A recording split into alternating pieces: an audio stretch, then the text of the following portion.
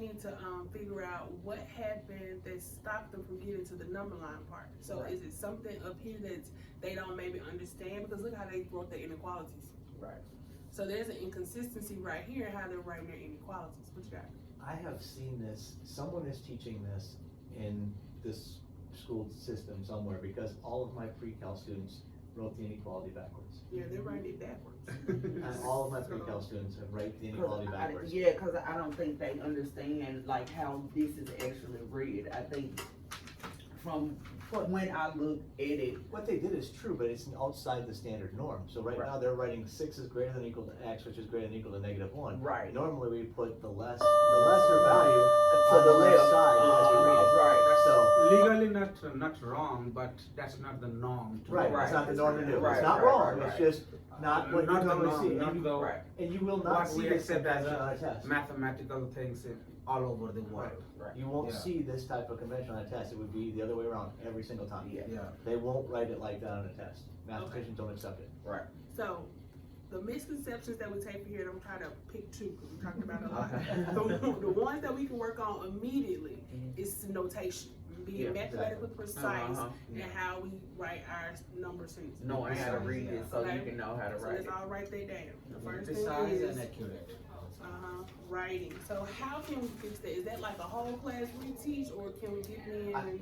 I think it will come, we need to work on it as we go through other inequalities. So we're gonna have lots of opportunities to do inequalities.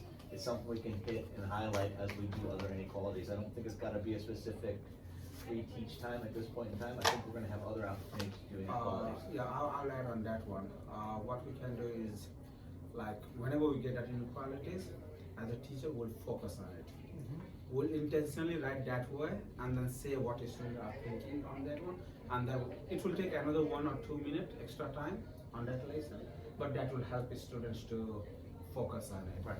Means you don't have to go back and then reteach. Okay, today's lesson objective is to figure out notation, you know. Right. But whatever lesson is, we can fit into that one because you will use that almost in almost all chapters. And that's exactly what I did in pre-calc. We went over the test and we talked about that particular thing. We actually brought up when we were talking about how they did on the exam. I said, I don't know where you guys came up with this concept, but let's talk about it. We need to do it this way. Yeah. Okay, what about the difference between a greater than 1 and a equal to? Because that's the second misconception.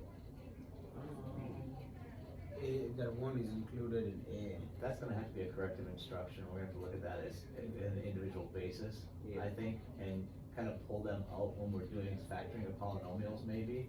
And that way we can add the quadratics into it as like a tier 3 exercise or a corrective instruction time for those people. So we get into polynomials starting next week or the week after that, we can actually make that into one of the tier 3 activities, and pull out those corrective instruction folks to do that one. So our reteach strategy then is to do a small group during tier instruction. So we're going to address that misconception. The set notation, what I was thinking, you guys made a great point, it's going to come back up later, but right now, I probably can put this same problem up as bill work. Maybe, or what I would do is, I know I like to blow stuff up. I would scan this and maybe blow it up, or put it, I scan it, include in my PowerPoint and do a error analysis. Okay. Where did the mistake? Help the students determine where the error happened. Okay. So error analysis is probably what I would do. Or a student may say, hey, I wrote it a different way. Then you can have that discussion, that conversation in class. What's the difference? And then Mr. Shaw's point, does it even really matter? Right. No, it doesn't matter, but to help us better understand, that's kind of what I would do. Right. Okay, and so, let's see, what do I want to do? Our agenda says we will discuss our strategies and activities. So we just discussed strategies and activities. We're gonna go back over this and do a error analysis, doing bell work. Error analysis, doing bell work. For this student here who mastered it, when you make those groups, your tier 3. So for your tier 1 group, I will pull in what Mr. Stroder said earlier, the graphic. Because you need to push this student to get to that next level to see what's going on. Right. So while you're reviewing with the other group on the A's, Let the them coefficient, play around with it. let them take it higher to the calculator. That way they're looking at the calculator. I'm not really writing anything. I'm just playing with figures on the calculator, Right. trying to make what I'm working Makes sense out for makes everything. sense on the calculator. Right. Then that ties back to the standard, because the standard says I need to know how to look at it on the calculator and I need to know how to graph it on paper also. Right. So you're tying it back in both ways. Okay? Any questions with that? We clear? Do we want to say, you mentioned that we wanted to decide when we wanna do this. I know my Yes. personal opinion would be to put it in with the same lesson, that bell work that you're talking about, the Mhm. same lesson when I start factoring polynomials is when I would like to do it. Okay. Well, I don't have a specific date for that yet, but, that's when I would like to do it. I think we'll be doing that. I will be doing it next week, so, Well, the week after next. no, I'll be doing it next week. Oh, 'Cause they okay, won't- never mind, okay. never mind. My kids will be never doing it mind, next never week. mind. I may not be. I got you, My never kids will mind, be. I got you, I got you, So I forgot you, you okay to do it I next got week you. too? Yeah. might as well. Okay, so we'll Well, do it. You're probably the week after that. Yeah, I probably Okay, be the next week week is for after. Schroeder. We'll say Duncan is the next week. I was gonna say something. And then another thing that I like to do, like the little smalls, like the little small pieces, I like to hit those hard during my March Madness blitz. That's when I like to hit the That'll be small. definitely Yeah, happy that's, because you'll have a much smaller group of students, so it'll Right. be more individualized. so yeah, that's when I like to reiterate and hit the small stuff, like, you know, real hard, It's real coming. quick. And then when we get the IXL, you'll be able to hit it even Yeah. harder. It's coming. Okay, Just you'll hold on. explain to me later, I Well, don't like being in the my dark, you blade- guys understand that, And right? then So- another thing about this Is it an standard, I-40? yeah, Trust me, you won't. it's gonna be How far fine. is it on I-40? What's I-40, what? You said it's coming, so I believe it's coming on through I-40 or Oh. maybe I-55. That's good. Yeah. That's It's good, on that's that good. 240 loop right That's now. good. Yeah. Still going around. That's good, so. that's So good. this standard does come back up, Yeah. because as you know, because you gotta teach it in different types. Yeah. Cubes, polynomial, exponential, so we're not really worried about it, it does come back up. But when it comes back up, now we know how to address the misconception on the Right. front end, so that when we teach it again, we're kinda have it there. Okay, my last thing, and I think we're done, when we do our student work, I want you guys to start doing, feedback. Okay, so we're gonna take the idea from ELA, cause I think it's great, and it's called praise, question, and suggest. Okay. So something the student did great, Mhm. let's praise them on it. Okay. So thank you for showing all the steps to solving this problem, or something like that, and I gave you guys the handout that goes with it. So when we praise them, we provide specific positive constructive feedback, something that the writer did well, okay? Or something that the writer did well, okay? And that just kind of lets students know, oftentimes we don't tell them what they're doing right. Right. So, you know, this time we can tell them, you know, what they're doing right. And I it's named just- it differently. For me, I call it, glows and grows. Okay, Yeah. and that's the same thing. Yes. Same. And then some sentence stems that kind of help you. Again, it's kind of ELA, so just change, you know, paragraph to Mhm. problem. All right, question. Ask them, I was wondering, what were you thinking when you started working the graph, but you didn't complete the graph? Right. What was your thinking there? Because you kind of want to engage in a conversation with the student Right. and get them thinking about what it is that, okay, what was I doing? Oh, I really didn't mean to put that 80, I meant to put this 8. So now you kind of get them to self-correct.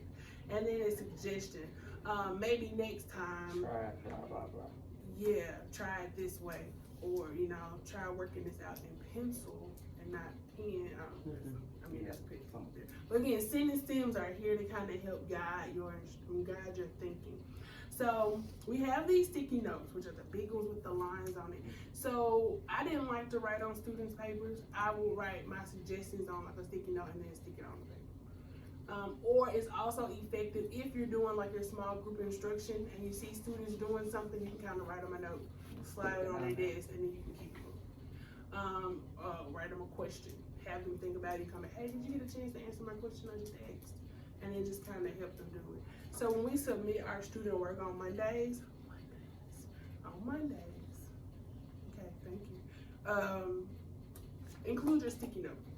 So include a copy of the sticky note. Okay, now when you say include a copy of the sticky note, a sticky note to where I just show you what I asked the student or the conversation between me and the student, does the student reply back to me or they That's your just PQS. implement Yeah, it? that's your Okay. PQS, because hopefully they would reply back to you. But we On wouldn't have paper enough time. or not a response? Not a response. Okay, yeah.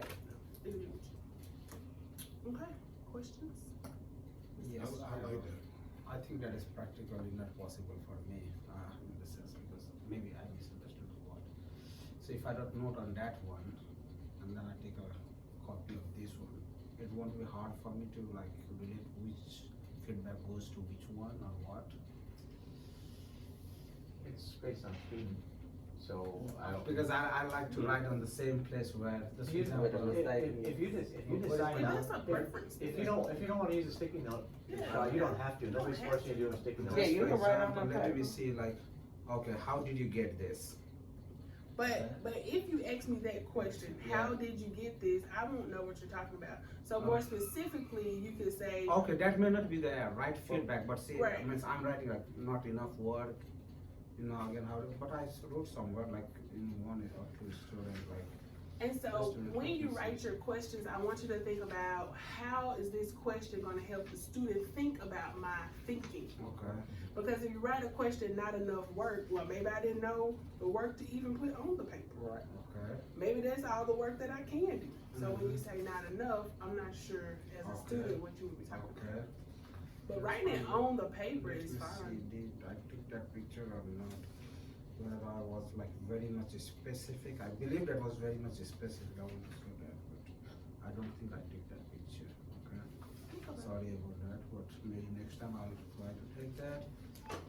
But when I write on that one, and then when we come over here discussing, see, just for example, I put a question mark over here, what after this, because this student didn't complete the work. How did this student know about this? It's not clear over here because they didn't write the geometric statement or theorem or postulate, whatever they used it, or is it from the given statement? So it's not clear on that work. So that's how I like to put it. Because just for example here you see, now how did you get this? No reason over here. Now here he wrote a reason over here, that's fine, but this is equal to what? It's not clear over here. What is this? So I like to put this kind of notation. So my reason for wanting to push this with all ELA and math is because the feedback that we're giving students is not helping them to better understand their misconception or where they're making up. No, when Because I'm if you ready to gave put me it- my paper with a question mark, you might as well put an X on and tell me it was wrong because they're both in the No, same no, it's not like, okay, you are thinking this way, I'm grading this in your absence, and then I put it, I return to you, now you don't know, that makes sense to me. But I'm putting this in front of you, okay, you did this, and then I'm asking you, how did you get this? Why is this over here, why it shouldn't be here? I'm talking to you as well as grading in front of you. So that's what I'm trying to do. And I say my students, I will not grade your work in your absence. I will grade your work in your presence, we'll have mutual conversation. Yeah, that takes time, but it's mutual conversation. It's live. Because a lot of things going on in my head. I say it. Unless they come to my house, I'm not gonna be able to do that. Oh, yeah. It's like, yeah, I'm trying. I got you. But anyway, my That's thing what for I'm this, doing now. Mr. Shaw, I think right now what we're thinking, what we're talking about, you're giving positive feedback. I think what she's asking for is more annotation of what you're saying, not just the Okay. question mark, stuff like that. She's not saying that you're doing anything wrong. What she's Right. saying is that Yeah. we need that annotation. If you're doing this No, I want feedback that. back and forth, that's what she's looking for Okay. is that feedback, not, and. No, I'll make it more clear. Yeah, yeah. It's not clear how I And- say that, okay. Mr. Shaw, Mr. Shaw. I'm listening.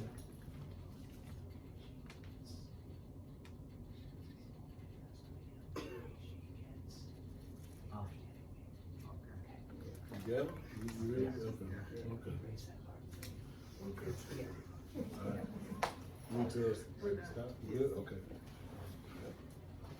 Alright, any questions about that? No? No. But just think about, but seriously, think about, you got your system, everybody has their